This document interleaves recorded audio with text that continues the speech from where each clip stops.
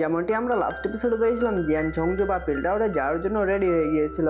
এপিসোডের শুরুতে আমরা দেখতে পাই জিয়ান সেই পিল টাওয়ারে যাওয়ার জন্য যাত্রা শুরু করে দিয়েছিল এবং জিয়ান সেই জাহাজের উপরেই ছিল। তখন আমাদের জিয়া বলে এত দূর আসলাম, কিন্তু তারপরও আমরা তিয়ানা সিটিতে পৌঁছলাম না কেন? তারপর জিয়ান জিয়া ফটকার পাশ দিয়ে চলে যায়। তখন আমাদের জিয়া ফটকা বলে, জিয়ান আমি অনেক ক্ষুধার্ত। তখন জিয়ান বলে, জিয়া তুমি আর একটু ধৈর্য ধরে রাখো, আমি যতটুকু হিসাব করেছি আমরা অলমোস্ট চলে এসেছি তিয়ানা সিটিতে। তখন জিয়ান বলে, জিয়ান ব্রাদার এটা হলো জংজু যাওয়ার রাস্তা, যেটা আমার ফ্যামিলি রেকর্ড করেছিল। তারপর জিয়ান ভাবতে শুরু করে এবং এখান থেকে আমরা জিয়ানের ফার্স্ট লুককে দেখতে পাই। জিয়ানের নিউ লুকটা এতটা খারাপ না যতটা আমরা প্রিভিউতে দেখেছিলাম। তারপর জিয়ান সেই ম্যাপটা দেখে বলে, জংজু কন্টিনেন্ট তো অনেকটাই এক্সট্রা অর্ডিনারি, এবং জংজু কন্টিনেন্টের মধ্যে কোনো পার্টিকুলারলি কোনো পাওয়ারফুল ফোর্স আছে কিনা সেটা কি জানো তুমি? তখন জিনল্যান্ড বলে, এই কন্টিনেন্টের মধ্যে হিউম্যান ফোর্স দুইটা ভাগে বিভক্ত, এবং তার মধ্যে রয়েছে একটা প্যালেস এবং একটা টাওয়ার, এবং সেই প্যালেসের মধ্যেই হলো রয়েছে সোল প্যালেস। এটি শুনে জিয়ান তার টিচারের কথা মনে পড়ে যায়। তখন জিনল্যান্ড বলে, এই সোল রিয়েলমের মধ্যে সোল প্যালেস অবস্থিত, এমনকি এই জংজু কন্টিনেন্টের মধ্যে এই সোল প্যালেসটা অনেকটাই মিস্টেরিয়াস। এবং ম্যাপের মধ্যে যে প্রথম টাওয়ারকে দেখতে পাচ্ছেন এটা হলো পিল টাওয়ার। এই পিল টাওয়ারের ফোর্স সোল প্যালেসের মধ্যে বিখ্যাত এই কন্টিনেন্টের মধ্যে। তারপর জিনল্যান্ড আরো বলে, জিয়ান ব্রাদার আমি জানি সোল প্যালেসের সাথে বা সোল হলের সাথে আপনার অনেক শত্রুতা রয়েছে, কিন্তু আপনি যতদিন না আপনার পাওয়ার বাড়িয়ে নিতে পারছেন ততদিন আপনি কারোর সাথে ফাইট করবেন না এবং আপনি শান্ত হয়ে থাকবেন। কারণ এমনকি আমাদের যে পিল টাওয়ার আছে সেই পিল টাওয়ার সোল প্যালেস বা সোল হলকে দেখে কিছুটা ভয় পায়। তারপর জিয়ান নিজেকে কন্ট্রোল করে এবং জিনল্যান্ডকে জিজ্ঞেস করে এখানে দুইটা সেক্ট, তিনটা ভ্যালি এবং চারটা স্কোয়ার প্যাভিলিয়ন বলতে কি বোঝাচ্ছে। তখন জিনল্যান্ড বলে, এখানকার যে তিনটি ভ্যালি আছে তিনটি ভ্যালি হ্যাভেনলি টুল বা হ্যাভেনলি হাতের সম্পর্কে ভালো জানে, এবং এখানে যে দুইটা সেক্ট বা দুইটা ফোর্স, এই দুইটা ফোর্স আমাদের জংজু কন্টিনেন্টের মধ্যে অনেকটাই ইনফ্লুয়েন্স করে। এই তিনটা সেক্টরের মধ্যে একটা হলো গ্লাসিয়ার ভ্যালি এবং আরেকটা হলো বার্নিং ফ্লেম ভ্যালি। তখন জিয়ান মনে মনে বলে, বার্নিং ফ্লেম, আর এটাই হলো সেই সেক্ট যেটার কাছে 3 মিস্ট্রিয়াস অফ হেভেনলি ফ্লেমের তথ্য আছে। তারপর জিনল্যান্ড বলে, জিং উং প্যাভিলিয়ন, ওয়াংজং প্যাভিলিয়ন, হোয়াংপং প্যাভিলিয়ন এবং ফেংলাই প্যাভিলিয়ন হলো এখানকার 4টা কর্নার, এবং এগুলোর স্ট্রেংথ কিন্তু এই জংজু কন্টিনেন্টের মধ্যেও অনেক বেশি, তাই আমাদেরকে এদেরকে বিরক্ত না করে সবচেয়ে ভালো হবে। তখন জিয়ান মনে মনে বলে, ফেংলাই প্যাভিলিয়ন, আমার মনে হচ্ছে আমি যে ঠান্ডা টেকনিক ইউজ করি, মানে 3000 ইয়ার ঠান্ডা টেকনিক ইউজ করি, এই ঠান্ডা টেকনিকটা এই ফেংলাই প্যাভিলিয়ন থেকে পেয়েছি।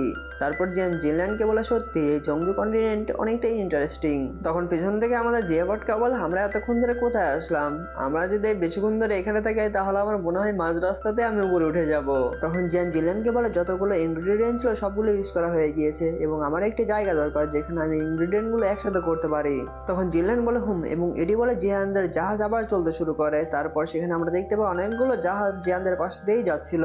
তখন জিনল্যান্ড বলে, দেখো ওইটা হলো টিয়ানগু মাউন্টেন যেখানে আমরা যাব। তারপর জিয়ানদের জাহাজ সেই মাউন্টেনের দিকে যেতে শুরু করে এবং চারপাশে অনেকগুলো জাহাজ ছিল যেগুলো আবার সেখানে দাঁড়িয়ে ছিল। এগুলো দেখে জিয়ান বলে, এখানে তো অনেকগুলো জাহাজ, এবং এই সিটিকে দেখে মনে হচ্ছে বা এই মাউন্টেনকে দেখে মনে হচ্ছে এই মাউন্টেনের ব্যাসার্ধ মনে হচ্ছে 1000 মাইল পার হয়ে যাবে। তারপর আমাদের জিয়া বলে, কিন্তু এরা এখানে দাঁড়িয়ে আছে কেন? এরা কি এখান থেকে চলে যাবে না? তখন একজন সেখানে ফাইটার আসে এবং বলে, থামো থামো, তোমরা কোথা থেকে এসেছো? তারপর সেখানে অনেকগুলো ফাইটার চলে আসে, কিন্তু মেইন ফাইটার বলে, তোমরা কি জানো না এই তিয়ানা সিটির রুলসটা কি? তখন জিয়ান বলে, দুঃখিত, আমি প্রথমে এই ট্রেজার ল্যান্ডে এসেছিলাম, তাই আমি সত্যিই জানি না এই তিয়ানা সিটিতে কি কি রুলস রয়েছে। তখন একজন ফাইটার হাসতে শুরু করে এবং বলে, এই অল্প বয়সী ছেলে কিছু জানে না, এই পৃথিবী কেমন আছে, কোথায় কি আছে কিচ্ছুই বোঝে না, আর কেউ আসে না, শুধু তোমাদের মতো এই আলতু ফালতু ছেলে আমাদের টাউনে আসে। তখন সেই মেইন ফাইটার জিয়ানকে বলে, এখানে যে সবগুলো জাস্ট লাইনে দাঁড়িয়েছে সেটা কি তুমি দেখতে পাওনি?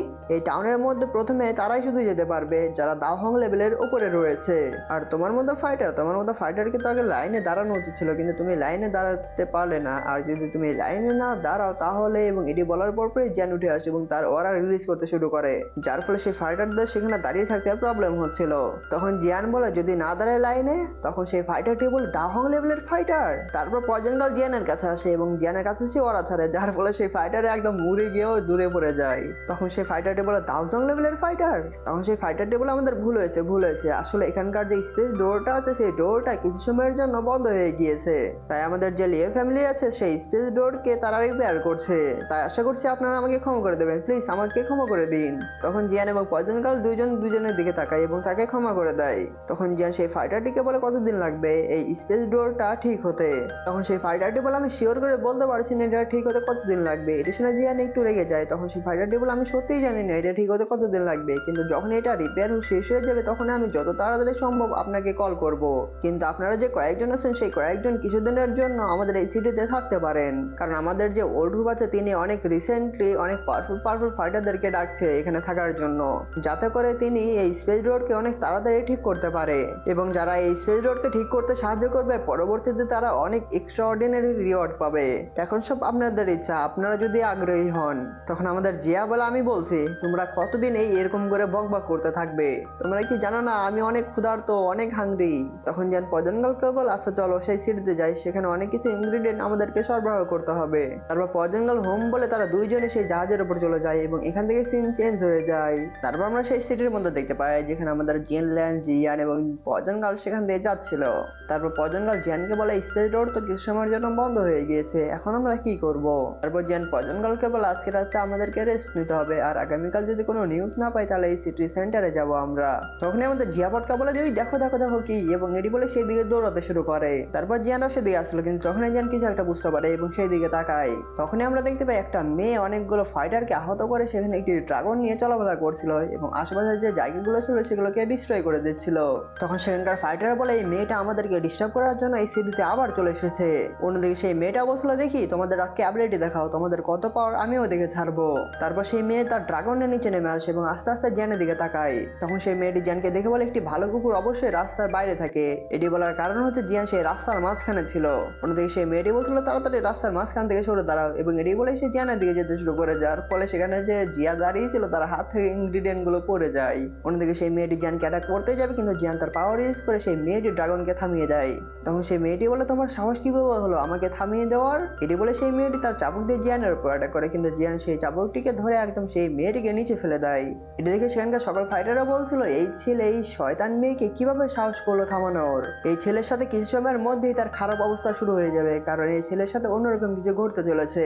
তখন শয়তান মেয়েটি দাঁড়িয়ে যায় এবং জিয়ানকে বলে, তোমার সাহস কিভাবে হলো আমার এগেইনস্টে অ্যাকশন নেওয়ার? তখন জিয়ান সেই মেয়েটিকে বলে, আমি শুধু বড়দের হয়ে তোমাকে একটা শিক্ষা দিচ্ছিলাম।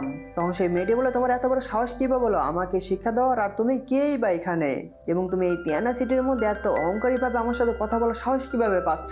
আমার যে গ্র্যান্ড পা আছে তোমাকে এই শহর থেকে কখনোই যেতে দিবে না। এটি শুনে তো পয়জনকাল একদম মারাত্মক ভাবে রেগে যায়। অন্যদিকে সেই মেয়েটি বলছিল, যখন আমার গ্র্যান্ড পা আসবে তখন তুমি বুঝতে পারবে আমি কে। এটি বলার পরই পয়জনকাল এমন একটা সেই মেয়েকে ঘুষি দিয়ে ফেলে। তখন পয়জনকাল সেই মেয়েকে জিজ্ঞেস করে, তুমি কি আমাদেরকে আবার ভয় দেখাবে?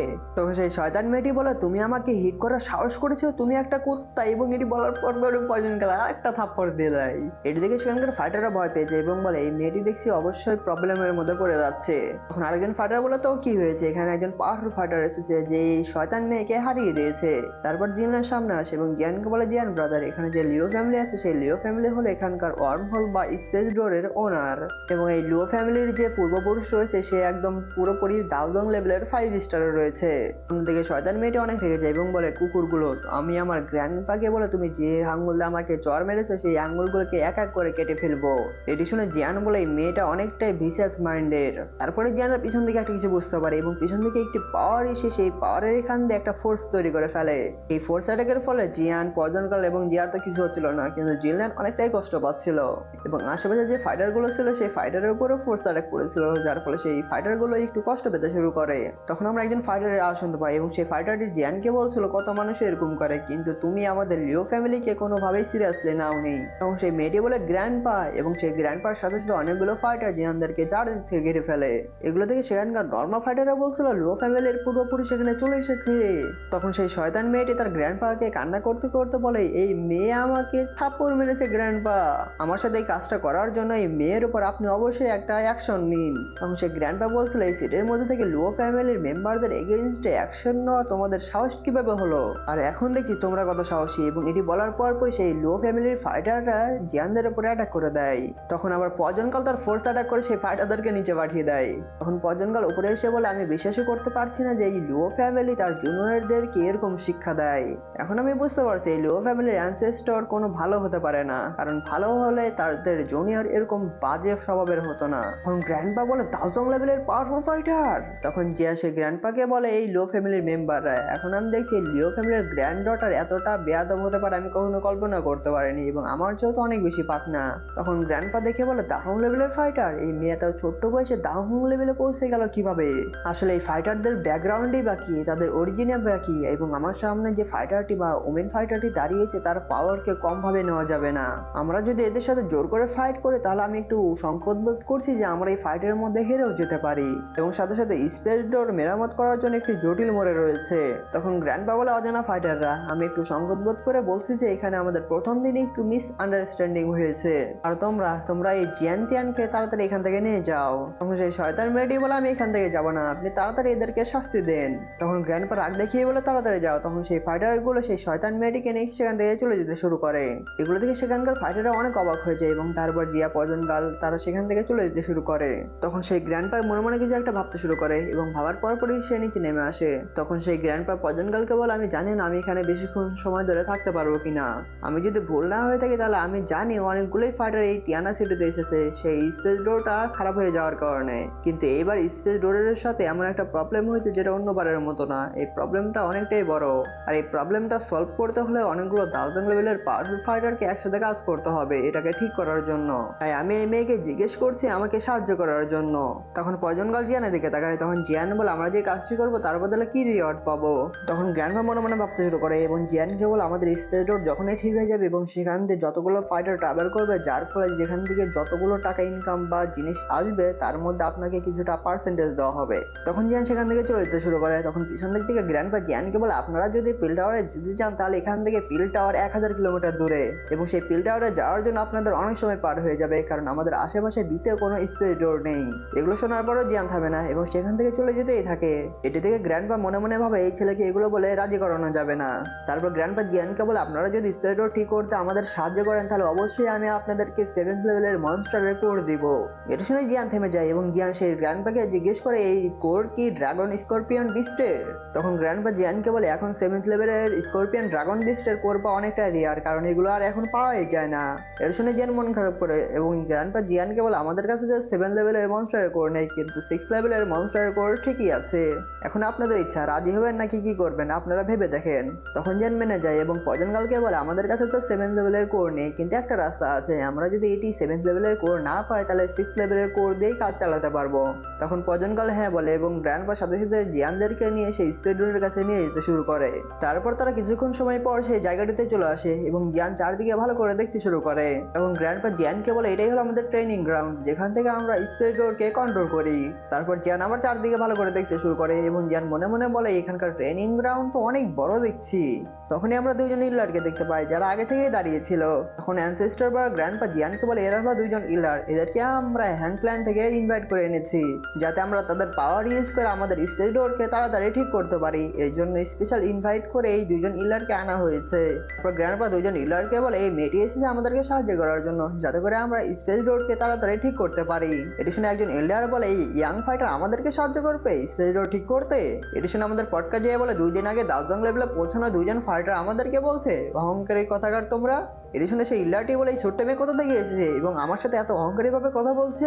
এটি শুনে আমাদের পটকা যায় কিছু বলে না। তখন জিয়ান পজনগালকে বলে, যাও তুমি যদি ঠিক করতে পারো তাহলে যাও ঠিক করো, কারণ আমাদের এখানে বেশি সময় নষ্ট করা যাবে না। তখনই পজনগাল চলে যায় এবং এটি থেকে সেই দুজন ফাইটার বলে, এই তো দেখছি দালতং লেভেলের মাস্টারের মতো।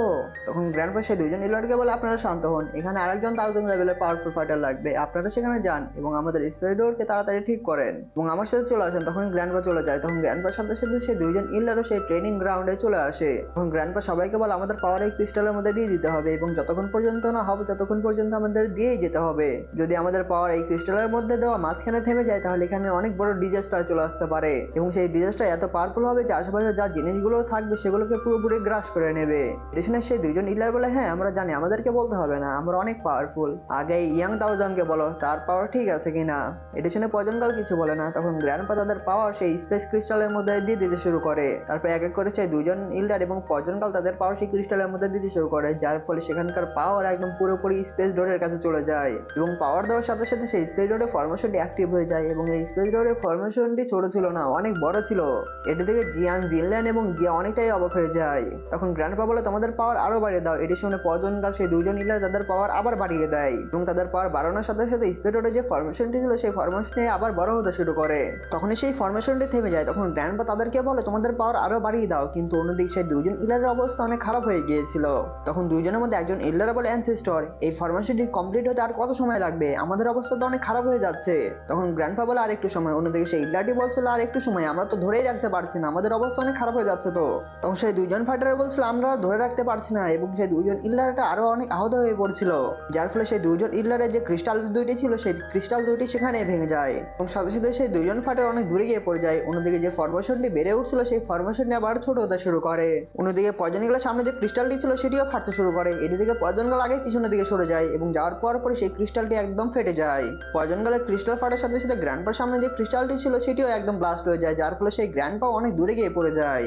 অন্যদিকে সেই স্পেস ডোরটি অ্যাক্টিভ হয়ে যায়, কিন্তু সেই স্পেস ডোরের উপর কোনো ফরমেশন না থাকার কারণে একদম আউট অফ কন্ট্রোল হয়ে যাচ্ছিল, যার ফলে আশেপাশে যে এনার্জি গুলো ছিল এবং সাথে সাথে যে ইনগ্রিডিয়েন্টের এনার্জি ছিল সেগুলোকে শোষণ করতে শুরু করে।